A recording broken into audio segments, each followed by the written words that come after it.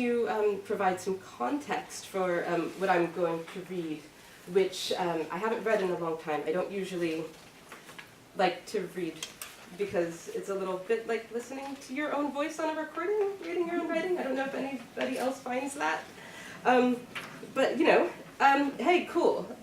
This is an excerpt from my novel in progress that I'm working on for my PhD under the expert supervision of Professor Blake Morrison. So if you don't like it, well, he taught me everything.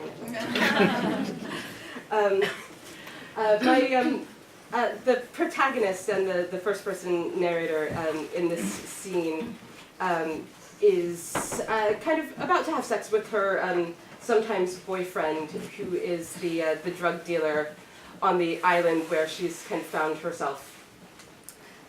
So she's 17 and away from her family, and feels a little bit uncertain about some things, but you get a little bit of an insight into her thought process through this, I think.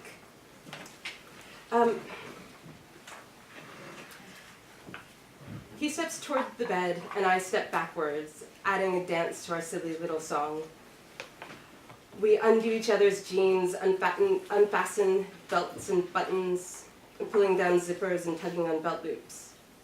As we finally collapse on the bed, we both use our feet to kick our pants off, and then, instead of fumbling the hooks of my bra, he pulls it up over my head intact.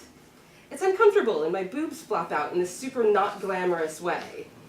This technique makes me wonder if he's got a girl on the mainland with much smaller tits than mine. Not that I care, it's not like I'm his girlfriend or anything. I mean, I'd have no right to be jealous, and I'm totally not. Jason's kissing my breasts. He's good, this one. I like him. And I take the opportunity to reach into the bedside drawer and pull out a condom. I put it on him quickly and lean back for the moment when he enters me.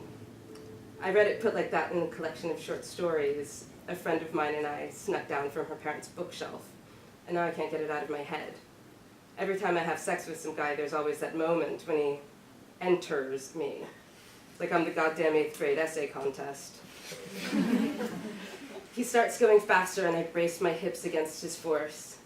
He seems to like it and lets himself down, kissing me, and we sing into each other's mouths again. Spiky, mean thoughts try to pry their way in, but I shoo them away. I say, it wasn't my fault, it wasn't my fault, it wasn't my fault, it wasn't my fault. I try to bring my mind back. I'm here, fucking my imaginary boyfriend, and it's amazing.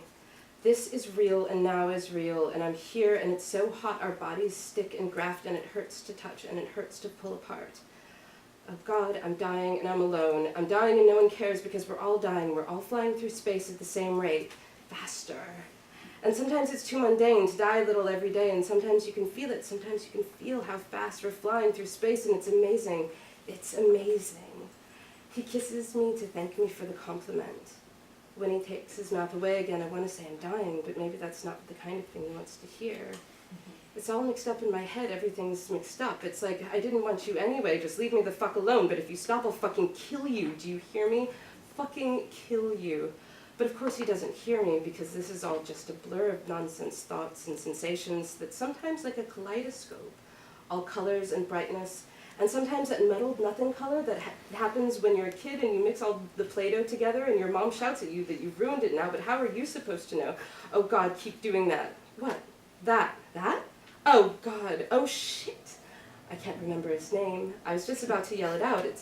Sometimes it's nice to be encouraging when they're doing something good, or even when it's not going so well, it's nice to say something, because you've got to make noise. I mean, when you're making noise anyway, and it's nice. Oh, Jason. Aha! Jason, of course. It's good to encourage them, so they know how it's going, and saying their name makes it like personal. It's nice. It's a nice thing to do. Women and children first. Women and children first. We're inside each other, and it's perfect, and it's got me surrounded. And suddenly I feel perfect and perfectly sure that I'm going to die very soon, maybe even now, maybe even in the moment that had been now and get just past, and I'm gushing my life out like a fat, bleeding bee. There's a man in my bed. Not my man, really. And in a way, it's not even my bed. But they're both mine right now. The springs press into my right side, and his hand rests on my left side. Your hair's all messed up. So what? We stare into each other's eyes until we can't stand it anymore. The pressure builds until kissing more is the only way to release it. Pressing our lips together, biting his earlobe, kissing my collarbone, pressing his nose into my sternum, rolling him over, squeezing each other hard, resting my ear on his chest. Your heart's beating really fast. So is yours. I can feel it in my stomach. The light at the window is turning red. I trace my finger over the curve of his shoulder and lean up and bite it. He half squeals and laughs, rolls me over, pins my arms down, and starts kissing me. Harder and harder, until I hear the foil of another condom ripping, and we're at it again like I'm some kind of fucking essay contest.